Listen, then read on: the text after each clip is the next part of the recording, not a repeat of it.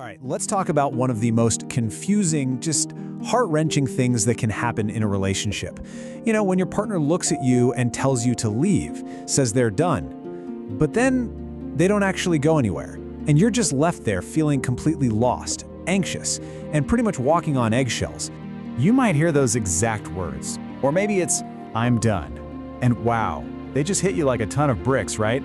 It sounds so final, like a door just slammed shut in your face. And yet the very next day, sometimes even the next hour, things just kind of go back to normal. That insane disconnect is exactly what we're going to figure out today. I mean, that's the million-dollar question, isn't it? If they say they want you to leave, why are they still there? What is actually going on behind those words? Because this isn't just about a simple argument. It's a signal, a deep emotional signal, and we need to decode it. To get to the bottom of this, we're going to have to look at it like a mystery. Think of ourselves as detectives.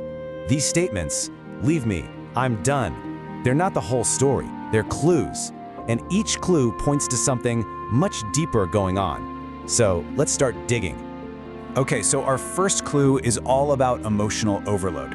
Sometimes when a person feels totally unheard or misunderstood, or they're just completely burned out emotionally, saying "leave me" is actually a shortcut. It's not really about wanting to end the relationship. It's more about being so full of hurt that they can't even begin to put it into words. It's basically their way of screaming, "I'm in so much pain right now and I don't know how to explain it."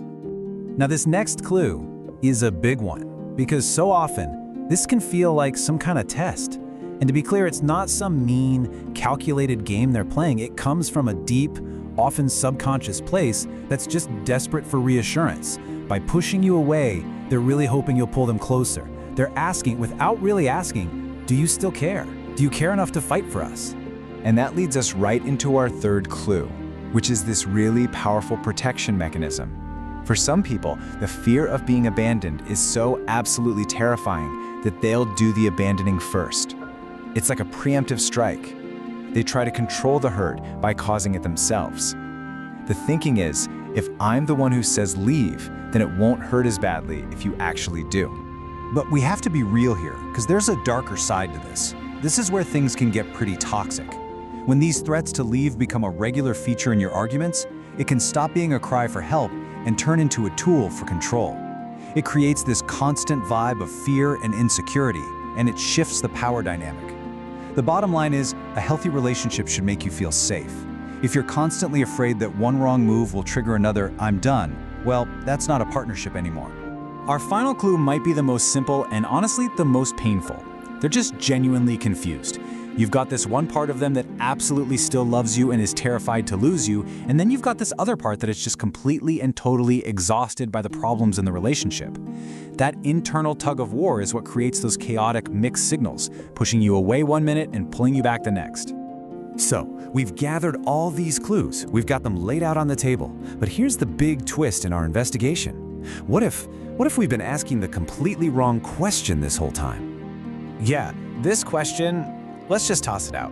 Seriously, because focusing on what she's saying just keeps us running in circles, reacting to the words. To really solve this, we have to go deeper. This is the question that unlocks everything. The words "leave me," they're just a symptom. The feeling, that's the cause.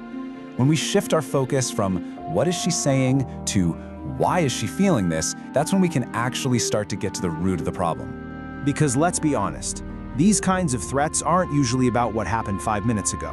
They're a giant, flashing warning light on the dashboard of the relationship. They're pointing to much bigger things. Unresolved problems you've both swept under the rug, deep needs that aren't being met, or a slow, quiet, emotional disconnection that's been growing for a long, long time. All right, so where does that leave us? Let's bring all this together for the final verdict. Because love shouldn't feel like a constant pop quiz you're always afraid you're gonna fail. And I really want you to hear this. This might be the most important takeaway of all. No matter what their reason is, whether it's a cry for help or a need for control, if their behavior consistently makes you feel anxious, insecure, and just plain drained, that's not healthy. Your feelings are not wrong. They're telling you something incredibly important. Listen to them. So the final truth is really this simple. Love is supposed to be a source of stability, a safe harbor in your life, not something that fills you with fear every day.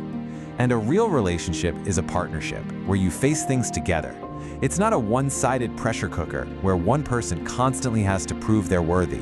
And maybe the best way to wrap this all up is with this one thought. Real, secure love isn't a game of push and pull. It's not about testing someone to see if they'll stick around. It is a conscious, ongoing choice to show up for each other, built on safety and trust, not threats. And that right there is a truth worth holding on to.